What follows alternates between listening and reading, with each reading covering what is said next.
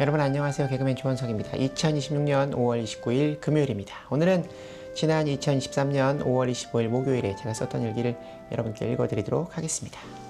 2023년 5월 25일 목요일, 어제 전라도 광주에 갔다가 밤 12시가 다 되어 집에 온 것 같다. 씻고 잠자리에 누웠는데 어떻게 잠에 들었는지 모르게 잠이 들었다. 새벽 5시에 맞춰 알람이 울렸는데 너무 피곤했다. 그러나 꾹 참고 일어나 교회에 가서 예배를 드렸다. 너무 피곤해서 기도가 잘 되지 않았다. 기도를 하다가 하나님 저 졸려요 하고는 그냥 가만히 앉아 있었다. 신기하게 이때 시간이 늦게 가는 것 같다.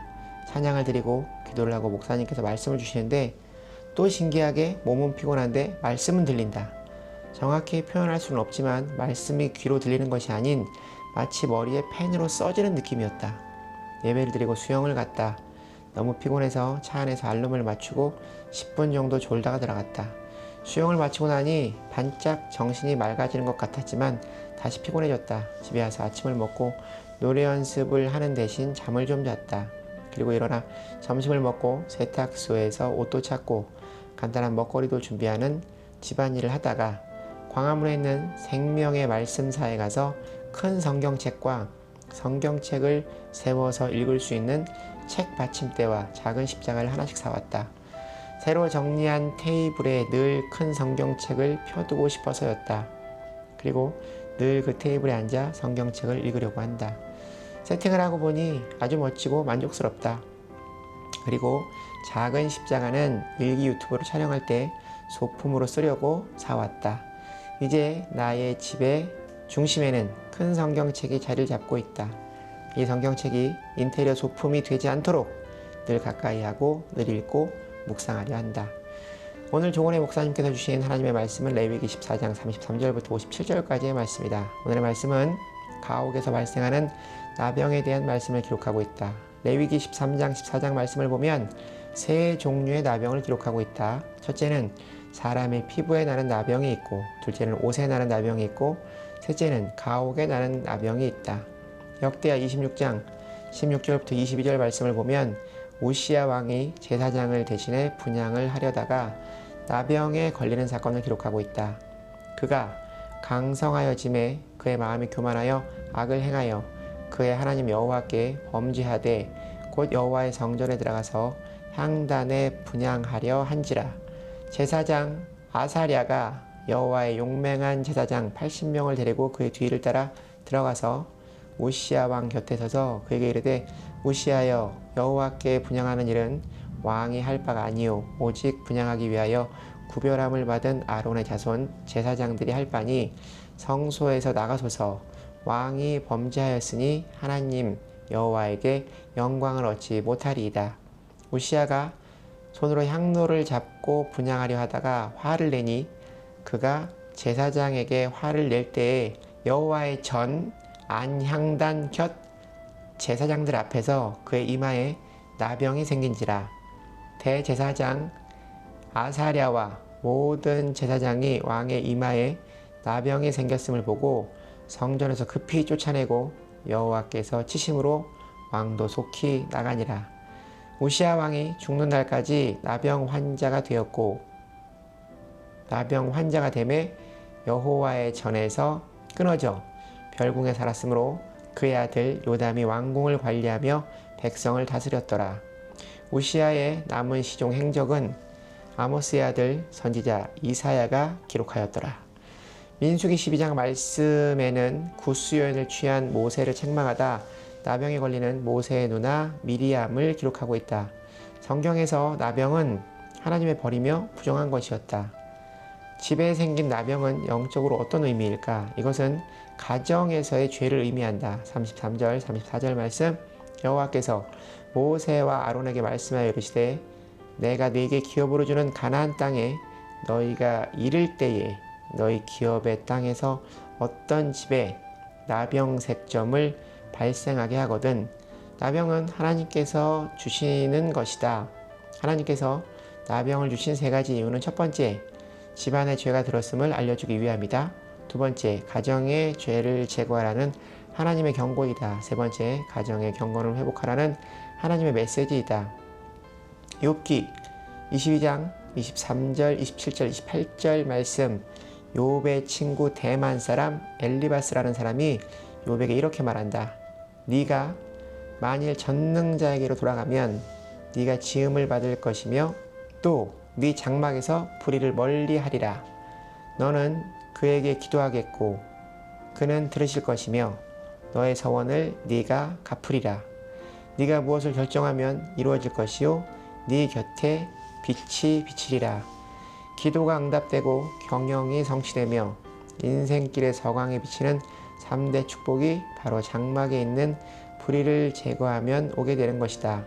이 말씀은 하나님의 말씀이 아닌 엘리바스 개인의 말이지만 집안의 죄를 제거하라는 메시지는 성경적임에 틀림없다. 장막 안에 불의를 숨겨두었다고 망한 사람의 대표는 아간이다.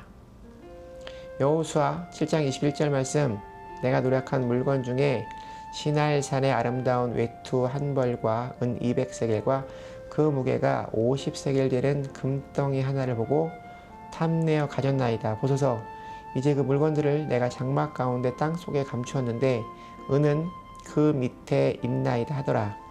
여리고성의 전리품을 취하지 말라는 하나님의 말씀을 어겼다.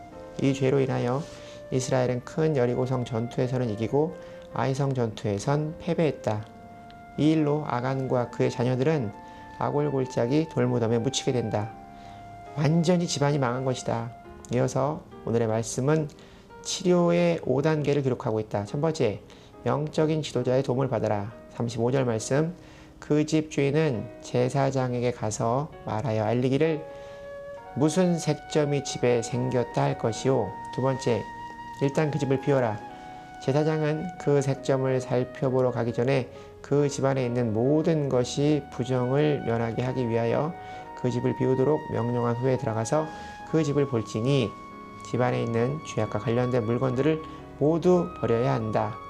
세 번째, 문제의 원인을 살펴봐야 한다. 37절부터 40절 말씀, 그 색점을 볼 때 그 집 벽에 푸르거나 붉은 무늬의 색점이 있어 벽보다 우묵하면 제사장은 그 집 문으로 나와 그 집을 이래 동안 폐쇄하였다가 이래 만에 또 가서 살펴볼 것이요.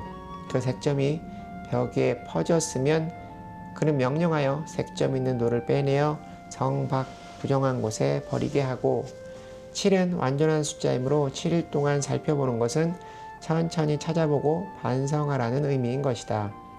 네 번째, 자세히 살펴봄으로 가정에 부분적으로 죄가 있다면 그 부분을 치료하라는 말씀이다. 40절 41절 말씀, 그는 명령하여 색점 있는 돌을 빼내어 성 밖 부정한 곳에 버리게 하고 또 집 안 사방을 긁게 하고 그 긁은 흙을 성 밖 부정한 곳에 쏟아버리게 할 것이요. 다섯 번째, 가정에 총체적으로 문제가 있다면 그 모든 것을 고쳐야 한다. 돌을 빼내며 집을 긁어 고쳐 바른 후에 색점이 집에 재발하면 제사장은 또 가서 살펴볼 것이요. 그 색점이 만일 집에 퍼졌으면 악성 나병인즉 이는 부정하니 그는 그 집을 헐고 돌과 그 제목과 그 집의 모든 흙을 성 밖 부정한 곳으로 내어갈 것이며 가족 모두가 하나님 앞에 나아가 회개하고 간구해야 한다. 45절부터 53절 말씀에 나병에 걸린 집을 정결하게 하는 의식이 기록되어 있는데 새 2마리 중 1마리는 죽여 피와 흐르는 물을 찍어 7번 뿌리고 또 1마리는 살려준다고 기록되어 있다. 첫 번째 새는 우리를 위해 죽으신 예수님을 상징하며 두 번째는 살아서 날아가는 새의 부활을 상징한다. 결국 곰팡이는 언제 생기나? 바로 집에 통풍이 잘 되지 않을 때이다. 바람이 잘 통함은 신앙생활로 치면 하나님 안에서의 바른 교제를 할 수 있다. 나의 신앙생활도 혼자함이 좋지 않다. 영적 리더와 가족이 있어야 한다. 또 곰팡이가 생기는 이유는 햇빛이 들지 않기 때문이다. 햇빛은 진리의 말씀을 의미한다. 늘 스스로를 진리의 말씀 앞에 비추어 다스려야 한다. 오늘 말씀을 기록하다 갑자기 생각난 일이 있다. 몇 주 전 집을 대청소하며 서랍 구석에서 오래전 사진을 발견했다. 내가 절을 다니던 시절 돌아가신 어머니의 천도제를 지내던 사진이었다.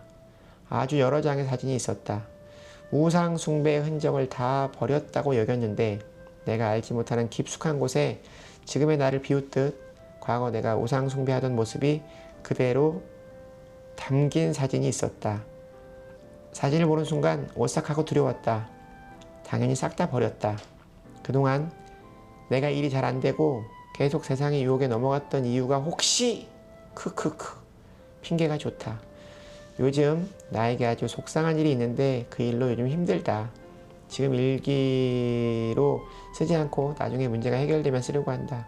내일도 하나님과 동행하는 하루가 되기를 간절히 바란다. 내일은 홍천에 행사가 있다.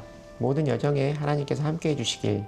하나님 감사합니다. 사랑합니다. 참 내일 행사를 마치는 대로 빨리 집으로 와서 금요 성령 집회에 오고 싶은데 시간이 허락되기를 간절히 바라본다. 전에 목사님께 들었던 배를 타고 전 세계를 다니며 선교하는 OM의 브라질 선교사분이 오신다. 통역하시는 분이 오시는 걸로 봐서 진짜 브라질 분이실지도. OM의 선교활동에 대해 듣고 싶은데 오래전 삶의 모습으로 쓰여진 어려운 성경 말씀을 오늘날 나의 신앙생활에 비추어 알아들을 수 있도록 쉽게 풀어서 말씀해 주신 조건의 목사님께 새삼 감사합니다. 오늘의 얘기는 여기까지입니다. 여러분 오늘 하루도 주님과 함께 동행하는 행복한 하루 되시기 바랍니다. 슈 여러분 주님께 돌아오세요.